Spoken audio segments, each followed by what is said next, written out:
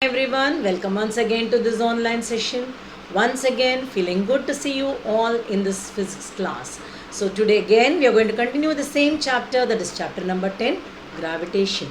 So, we have finished this chapter because topics like thrust and pressure, buoyancy, Archimedes principle, relative density, these are all omitted. It's not there in your new syllabus.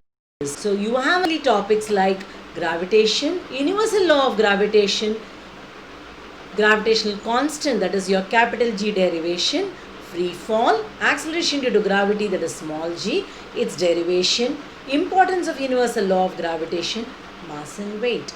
So these topics were already taught to you. So what are we going to do in today's session? See, the questions that we see in your textbook under this chapter, there are few questions which sounds little tricky based on the topics that are included in your syllabus. So I felt like taking up those questions and discussing the answers with you today so that it will make the process of learning easier. Okay, so let's now take a look at those questions. The first question: why is the weight of an object on the moon 1/6 of its weight on the earth? Yeah, I can see some of you, or I can feel some of you telling me, yeah, miss, this is very clear to us. You have already told us the mass and acceleration due to gravity, or W is equal to m into g, since mass and acceleration due to gravity of the moon is smaller than that of the earth. In that case, objects will weigh lesser on the moon when compared to its weight on the earth. But the concept is right, but what is the question asked here? Why is the weight of an object on the moon 1/6 of its weight on the earth? 1/6 is given. The question is not simply with weight.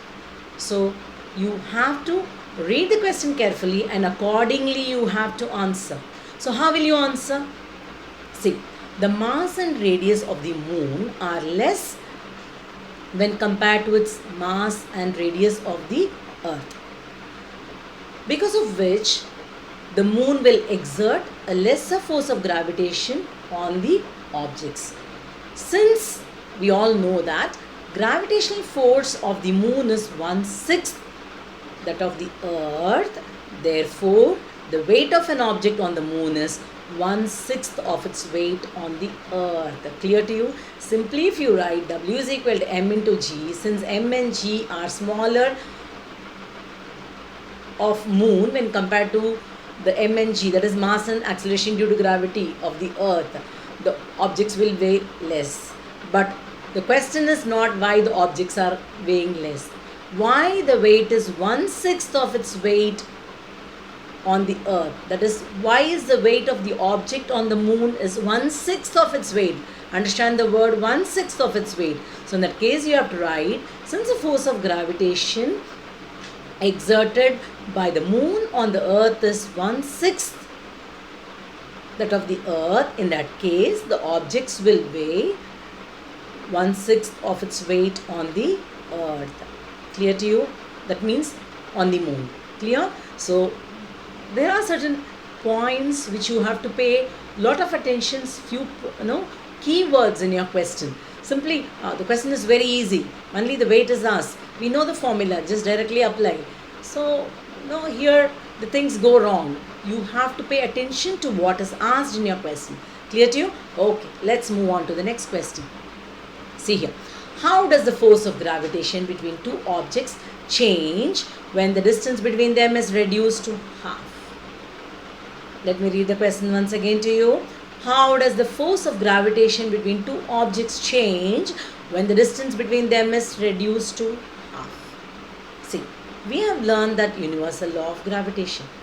Every object in the universe attracts every other object with a force which is directly proportional to the product of their masses and inversely proportional to the square of the distance between them. That means what? The force of gravitation between two objects is inversely proportional to the square of the distance between them. That means F is proportional to 1 upon r square. This r is what is called as your distance. So the distance given here is, it is reduced to half. So when we take this r as half, 1 by 2 the whole square, right? So it will become 1 by 1 upon 4, which is equal to 4. That means you can say F is equal to 4. That means when the distance between the two objects is reduced to half, then the force between them will become 4 times. Clear to you? Understood? Okay. Now let's move on to the next question. See, gravitational force acts on all objects. I want everyone to pay attention to what is read here. Mainly the question and how the answer has to be given for this particular kind of question. Gravitational force acts on all objects in proportion to their masses. Okay. Why then a heavy object does not fall faster than a light object? See, gravitational force acts on all objects in proportion to their masses. Why then a heavy object does not fall faster than a light object? You have learned in your universal law of gravitation. I told you just now. Every object in the universe attracts every other object with a force which is directly proportional to the product of their masses. So when it is said that gravitational force acts on all objects in proportion to their masses, then why a heavy object does not fall faster than a lighter object? See, we know that force is equal to mass into acceleration. It is given in the question that gravitational force acts on all objects in proportion to their masses. This is a statement which is true according to universal law of gravitation even. But this is possible only if the acceleration due to gravity is constant for heavy as well as light object. That means what? The gravitational force which is acting on all objects is in proportion to its masses. But this is possible only when the acceleration due to gravity is constant for heavy as well as light object. That means for all objects. But acceleration, that is acceleration due to gravity, is a constant value. We know that on the earth it is 9.8 meter per second square. Therefore, all the objects will fall at the same speed irrespective of their masses. Simple. Since the acceleration is a constant value, in that case all objects will fall at the same speed. Clear? Now, next question. The earth and the moon are attracted to each other by gravitational force. Does the earth attract the moon with a force that is greater or smaller or the same as the force with which the moon attracts the earth? Simple question, but they have elaborated the things, so it sounds little complicated. You know, in the very first class, when I started with this chapter, I had explained you. Every object exerts a force on every other object. When the earth is trying to pull us, we also try to pull the earth. But the force goes unnoticed because the mass of the earth is heavier. Right? That is what I told you. But look at the question here. The earth and the moon are attracted to each other by gravitational force. Does the earth attract the moon with a force that is greater or smaller or the same as the force with which the moon attracts the earth? They are asking, when earth and moon are attracted to each other by gravitational force, is the earth trying to attract the moon with a force, whether it will be greater or smaller or same as the force that is exerted by the moon on the earth? See, the earth attracts the moon with the same force with which the moon is trying to attract the earth. That means the force applied by the earth on the moon will be equivalent to the force applied by moon on the earth. This is because your Newton's third law of motion, what does it tell you? Action and reaction forces are always equal and opposite. So, when earth attracts moon with a certain gravitational force, then the moon will also attract the earth with an equal and opposite gravitational force. Simple.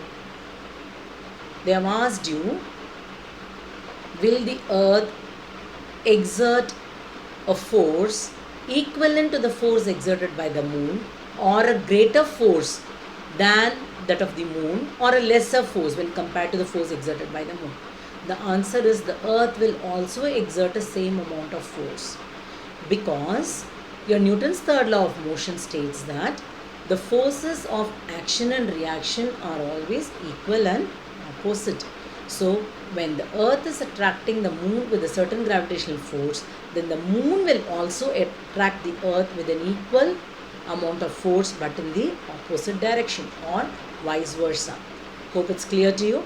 So a few more questions I'll be taking up in the next session, and along with that I'll solve certain important sums based on the topics given in your syllabus. So with this, we are coming to an end of today's session. Please go through these slides once again, pay attention to what is told, and then you try to recall what was told, and then you try to answer on your own.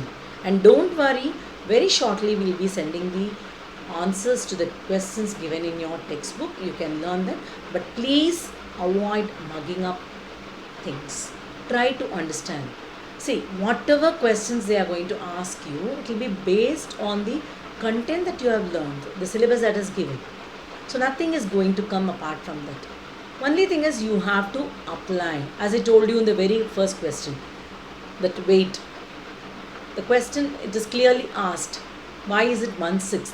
So people try to overrule those things. So there you commit a mistake.